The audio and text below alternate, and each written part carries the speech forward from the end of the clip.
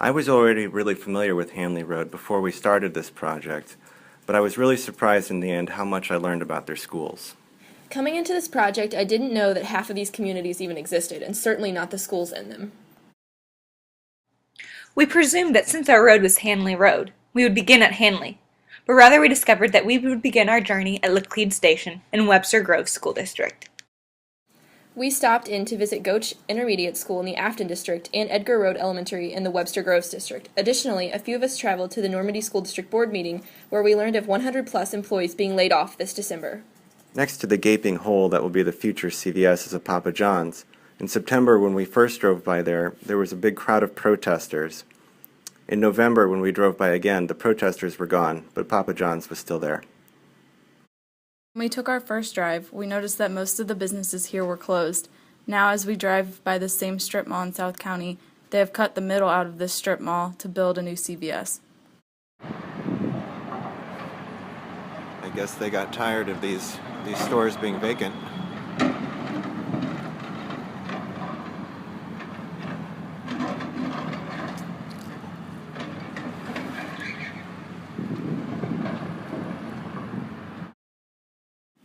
A lot of what we've heard from the groups before us has been the comparison between west to east, and in our case, from south to north. As much as we don't like to feed into stereotypes and just believe what we hear before going on the drive, a lot of it did prove to be true, as there was a lot of wealth in the southern portion of Hanley and less wealth in the northern portion. We hear often about the baby boomers and the effect that they are having on the economy. This became very clear as on Laclede Station we passed a newly built assisted living center.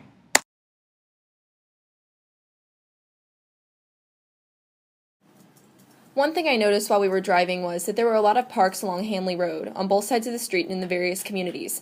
But the differences in these parks was the level of maintenance and the luxury of play equipment.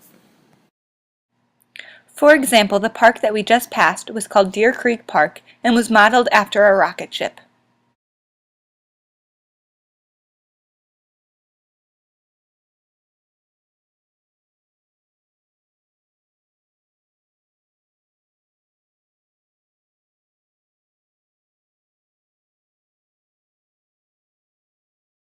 We all knew that there would be areas along the street where there were poorer people and where there were richer people, but I was really surprised to see how stark the transitions were between them.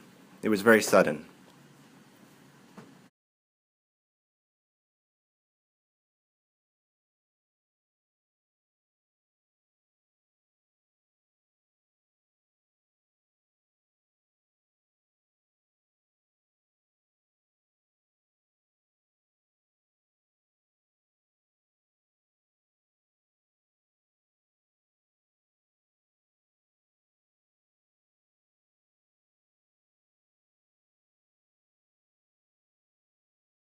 Even way down south in Cape Girardeau County, Clayton has a reputation for being the whole food store in a world of Walmarts, a mecca of Audis, BMWs, and glitz and glamour. Driving past the Ritz-Carlton, high-rise apartment buildings, and mini mansions, this concept of Clayton came to life.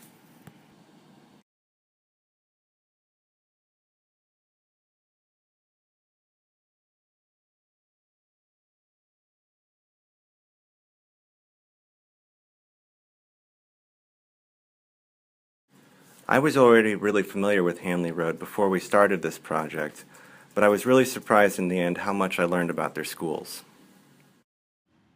And I, on the other hand, knew very little about North Hanley Road. I was in awe by the beautiful houses and the elegant yards and the rich history that seemed to just envelop this area. Though I did not fully realize it, I had spent my life judging North St. Louis. I found many of my assumptions were incorrect, and many of my beliefs were being challenged.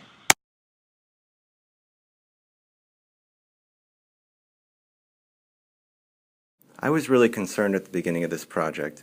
We were given a whole list of things to look for and inferences we might make from them. And even though the inferences might make some sort of sense based upon what we see, there's a whole lot of danger in making judgments based on appearances.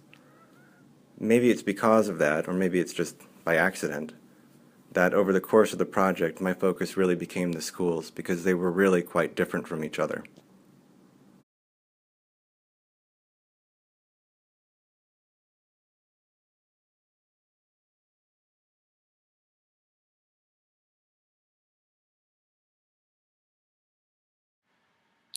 As we enter U City, you begin to see a transition to smaller brick homes that are modest and well kept. Here we are currently passing a Jewish cemetery. As we traveled north, it became clear that Hanley is a culturally and religiously diverse area. As a teacher, it is important to understand the makeup of a community.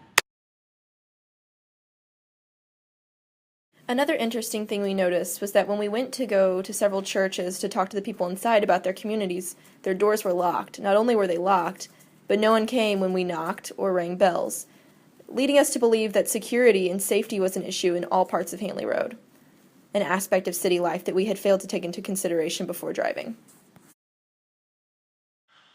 A school's outdoor exterior can sometimes be misleading. For example, the beautiful U City School we are currently passing is filled outwardly with rich architecture and history. However, with outward history comes needed renovations, repairs, and upgrades. Upon entering the school, we found it to be extremely bland and did not rightfully reflect the character and diversity of the school and community.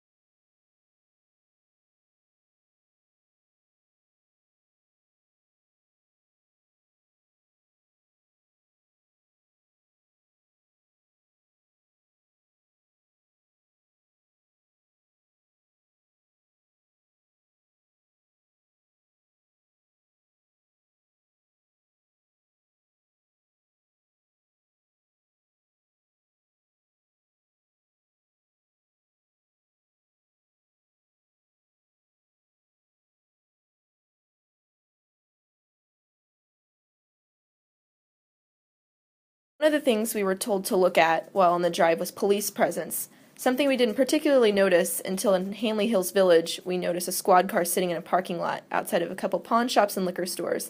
We wondered if maybe we could stop to talk to the police officer, but thought better of it. South to north, we noticed that the amount of payday loan businesses increased dramatically when we arrived in Hanley Hills Village. We were able to see several from one stoplight. The implication of so many payday loan businesses in such a small area is that a lot of people must live from paycheck to paycheck and sometimes need help in between. In Hanley Hills, you will see a pawn shop, a liquor store, and a place to cash paychecks. We stopped at the pawn shop on our first drive. There's a sign on the door that says, "Please unload gun and remove ski mask before entering." This took me by surprise because I had never seen a sign like that on a business before. It made me think that there is a lot of crime in this area.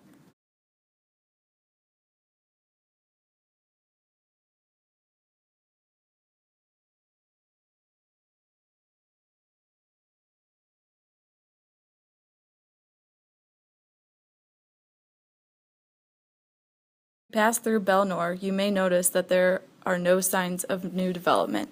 Most of the businesses here are older and show no signs of updates.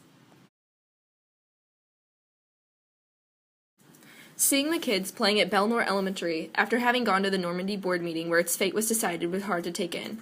Knowing those kids' families would soon be getting a phone call letting them know where their student was to be transferred after Christmas break was especially difficult. I wonder if these kids even understand what's happening.